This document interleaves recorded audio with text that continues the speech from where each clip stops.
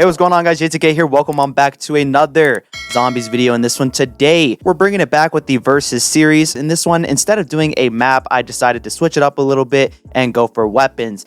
And what better weapons to start off with than the two, I would say, most iconic weapons, which are the bows and the staffs. So for this video today, we're going to be doing the staffs versus the bows and overall determining which one of these two is the best overall. Now, obviously, when I do the series, we have to go through 5 different criteria, and the 5 criteria for this video are going to be 1, the ammo. Obviously, if a wonder weapon has more ammo, it's obviously going to perform better than the other. 2 is the damage. Now, obviously, again, damage is just an obvious one. If it does more damage, it's going to be better overall. 3 is going to be the mobility. Obviously, a weapon that you can move fast with can get you out of a tricky situation, and in zombies can be very, very useful. 4 is going to be the bonus usages. This one pretty much just means anything that the weapon does bonus on top of just shooting and killing zombies. So, for example, the vitrolic withering can also distract zombies, give a whole monkey bomb effect. And our 5th criteria is going to be the accessibility. Overall, which one of these wonder weapons is easiest to get? Now, obviously, for those of you who have seen this series before, the way that we're going to be doing this is we're going to be giving a point to every single category, running through every single category, and at the end, whichever weapon has the most points is going to win overall and be considered the better wonder weapon. So, without further ado, let's just jump right into it. Now, moving into our first category, this is going to be the ammo. Now, the ammo with the staffs is very, very solid overall. You do have different amounts of ammo for whichever staff you use. For example, if you use the lightning staff, that's going to carry a lot more ammo than any of the other staffs. And if you use the wind staff, it's going to carry a lot less. Now, you also have to take into account that there is charge shots with the staffs. You have the normal shot, which takes 1 bullet, a half charge shot, which takes a little bit of ammo, and then a full-on charge shot, which does take up a lot of ammo. And normally, we're going to be saying that for this scenario, you're using the ice staff, and the ice staff does take up a lot less ammo if you're using a half charge shot, and can be effective with its half charge shot compared to its full charge shot. Now, this depends on whatever staff you use. If you're using the lightning staff, it's going to take a lot more to do a full charge shot compared to the ice or the wind staff. But overall, I would say that the ammo conversion is very, very solid with the staffs, and the just large amount of ammo makes up for having that very demanding charge shot that takes up a lot of your ammo. Now, the bows, on the other hand, all share the same amount of ammo, so it's not going to be hard to conversion between the magma bow and the lightning bow and vice versa with all the other bows. All of them carry a base 75, which is very reliable, very easy to understand for newer players. But it does come down to the charge shot as well. Both of these weapons do carry a charge shot, and the bows are a lot less demanding in their charge shots.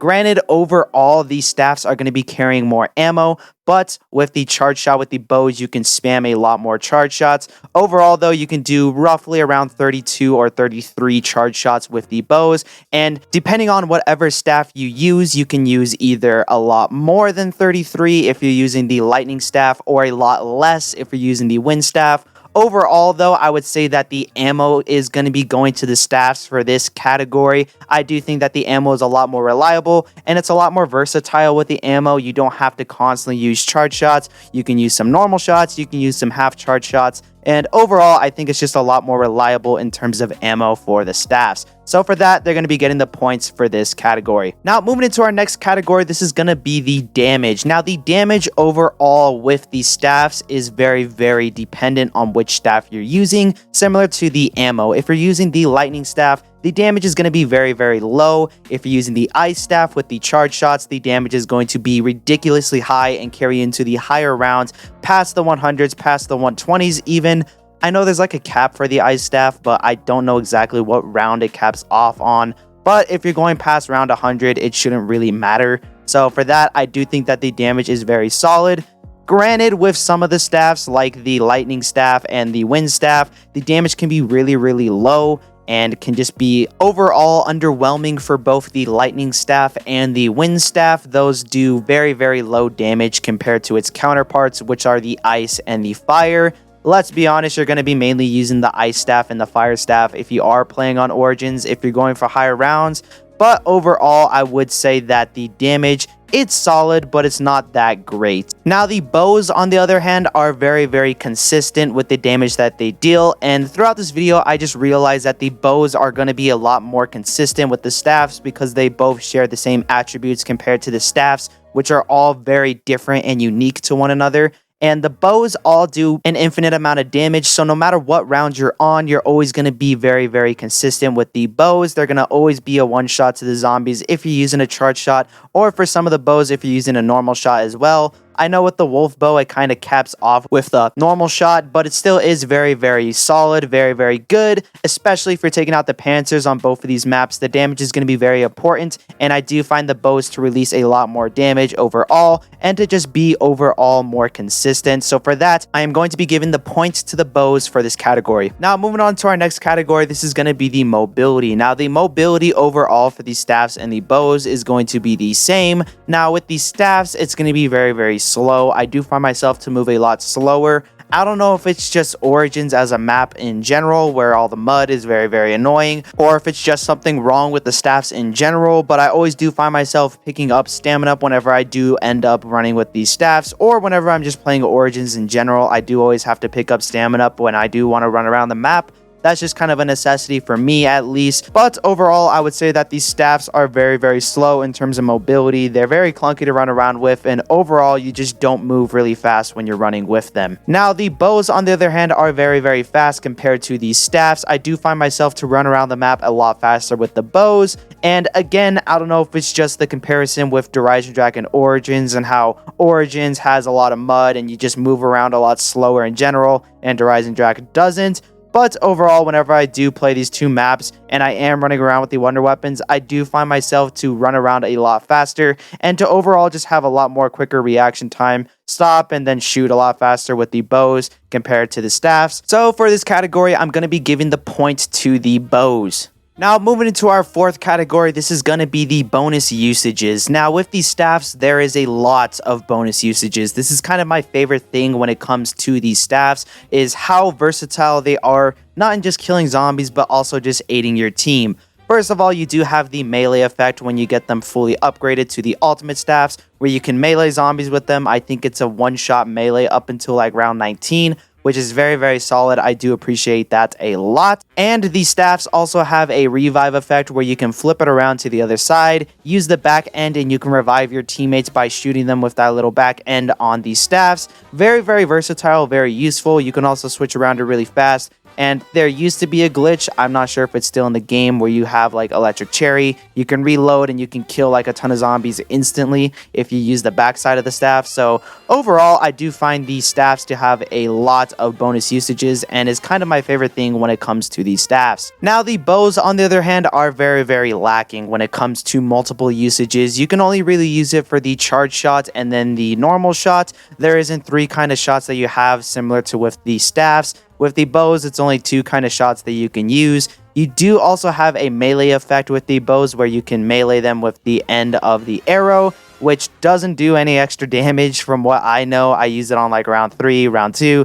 Doesn't do any extra damage, so it's not really that useful. Overall, though, I think this is a very easy point to the staffs because they're just a lot more versatile in helping your teammates, doing Easter eggs, or overall just having little gimmicks to help you throughout the map. So for that, I do think that these staffs are definitely getting the point for this category. Now, our last category is going to accessibility. Now, the accessibility with these staffs is very hard.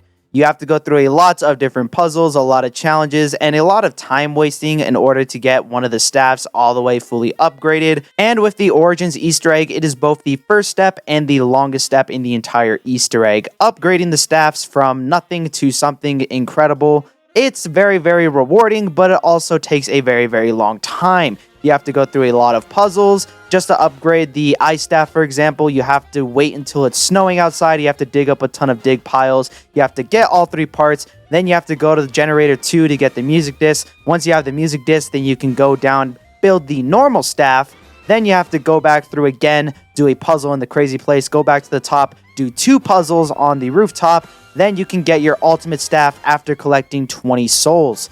Just takes way too long in general for something that is really rewarding to have and is very versatile. but I don't find it to be that great in terms of accessibility. The bows, on the other hand, are very, very accessible. It is very easy to get the base bow. All you have to do is feed the 3 dragon heads. And let's say you want to build the lightning bow. Once you get the base bow after feeding the 3 dragon heads, all you have to do is shoot 3 pylons, run across a wall, get a couple souls, shoot those 3 pylons again, and then you're pretty much set. It's very easy to get the bows upgraded onto Eisendrache. Granted, they are a lot more underwhelming compared to the bows, but overall, I would say that it is a lot better to get the bows onto Eisendrache than the staffs on Origins. So for that, I'm going to be giving the point to the bows on Eisendrache. Anyways, guys, that's going to wrap up this video for today. As you can see, the final score is going to be 3 points to the Eisendrache's bows and then 2 points to the staffs on Origins. Now, personally, I do like the staffs a lot more. I do think in terms of ammo and damage and just versatility overall, I do prefer the staffs a lot more. But with the criteria that we did throughout this video, the Eisendrache bows do come out on top. And overall, I would say if you're a casual player, it's better to go for the bows. But if you're a hardcore player, it's better to go through those extra steps to go and get the staffs. Anyways, guys, that's going to wrap up this video for today. If you did enjoy, leave a like, subscribe, do all that, so you know what to do. Go down in the comments, leave your comments down below if you want to see me do any other type of content. Go down in the description as well. Check out the Comfy Cushion podcast and all of my friends that I do with that show. It's a fun little side project that we're doing, so definitely go down there, support that. And yeah, got nothing much else to say, so peace.